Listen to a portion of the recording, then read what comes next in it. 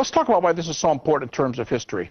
1 Corinthians 15 is nearly a given, even from people like G.A. Wells and Michael Martin, who say that Jesus probably never lived. Paul said, I delivered unto you the gospel which I also received. Christ died for our sins, was buried, rose again the third day. Now, why is this so important? Let's see what this looks like on a timeline. Let's picture, between my hands here, 25 years. 30-ish A.D., the cross of Jesus. 55 to 57-ish A.D., the writing of 1 Corinthians. And it really doesn't make a difference if you're liberal or conservative here. These dates remain within a year or two the same. Now, Paul wrote this in 57. He said, I delivered it to you orally when I came to you. When was that? About 51. Now notice we've closed the gap from 25 years to 20 years, 30-ish to 51. Then he said, I deliver unto you that which I also received. Now the $10 million question here is, when did Paul receive that material and from whom did he receive it? There's 5 steps here. The book, the oral testimony, the cross down here, and we have 2 to go. From whom did Paul get it and when? And of course those people had it before he did. Now, scholars, critics, not evangelicals, who answer this question generally say the following.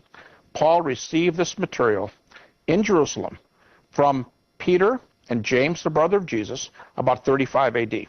How do you get that? Well, if the cross is about 30, Paul believed he saw the risen Jesus just 1 to 2 years later.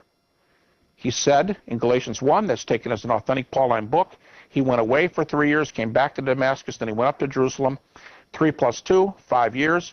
If he was saved 1 year afterwards, it's 1 plus 3, 4 years afterwards. But 35 is a nice round figure. So you've got the cross about 30, the book written about 57, oral testimony about 51. He said he came to Jerusalem in 35, and he said, I spent time, 15 days, with Peter and with James, the brother of Jesus. Now, there's a Greek word there.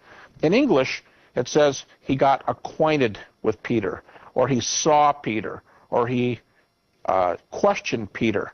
The Greek word is historeo. The root word is histor, H-I-S-T-O-R, when transliterated to English. And it's the root word for our word history.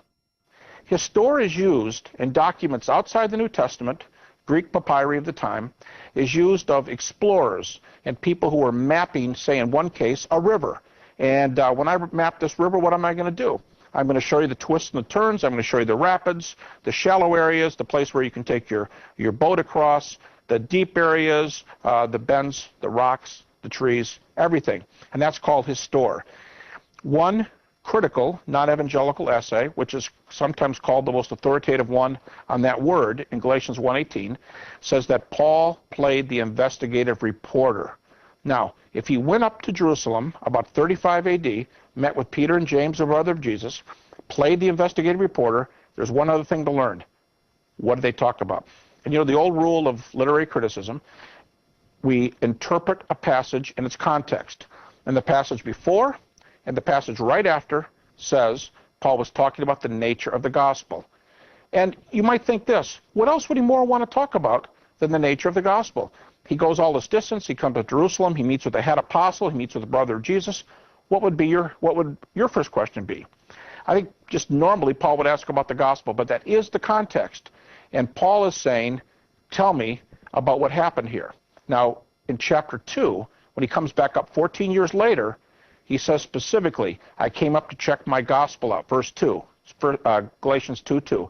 I came to see if I was running or had run in vain. So now, Paul is looking for the apostles to, as the passage says later, give him the right hand of fellowship, to say, Paul, you're right on the money. Jesus called you on the way to Damascus. He gave you the gospel to Gentiles. Go for it. And that's basically what they did. Now, back to the original point there, 1 Corinthians 57, oral preaching 51, cross 30. That's already only 20 years, and that's very early. But Paul got it from somebody else, perhaps Peter and James, 35 A.D.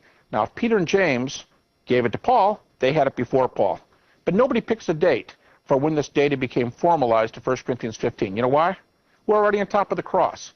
Paul gets it about 5 years later. So what this shows is the resurrection proclamation and the gospel as a whole, which includes at least the deity, the death, and the resurrection of Jesus.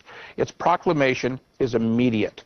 See, a lot of evangelicals even stumble when they say, yeah, we preached it immediately. We find it in 1 Corinthians and it's 25 years later. Why don't we say Paul received it perhaps 5 years later and somebody had it before he did? Now, this is one of the paths to the fact that the content for the gospel, in particular the deity, death, and resurrection of Jesus, are linked to strong historical grounds. And critics will give you those texts in Galatians 1, Galatians 2, 1 Corinthians 15. Again, this is what I was talking about earlier. These are one of the some of the main indications that we're on strong historical grounds here. Well, now maybe you might have a better idea of what I mean here when I said at the top of the program that we do have a good basis. Now, I'm talking about the center of Christianity, the death, the burial, the resurrection of Jesus Christ. And we can get into a time frame that Paul is talking about this back about 35 AD with two of the central figures, Peter, the head apostle, James, the brother of Jesus, the pastor of the Church of Jerusalem. This is a strong basis, and this is the sort of thing that makes me surprised when I hear people saying, hey, there's no evidence here and there. And I just want to assure the person who's listening who said, well, you know, do we have to listen to these guys who say there's no historical basis, so we can barely find anything? Let them, you know, deal with this sort of data right here. 1 Corinthians 15 / Galatians 1 and 2 is a strong basis for the gospel. And you know, let me remind you here again, we're not talking with periphery things here. We're talking with the very center of the faith. Paul says he's met the risen Jesus on the way to Damascus. He's going up to talk to Peter and James. He comes back 14 years later. He wants to see if he was running or had run in vain, and they said, no, you're not. So they're checking him in Galatians 2. They said, you're fine. In 1 Corinthians 15:11, he says, whether it is I or they, so we preach and so you believe. In other words, he was watching them too. He's got his approval on their message, and they're approving him. The point is, the gospel they preached is the same, and that includes the deity of Christ, his death, his resurrection. We're on very important grounds here and very solid ground.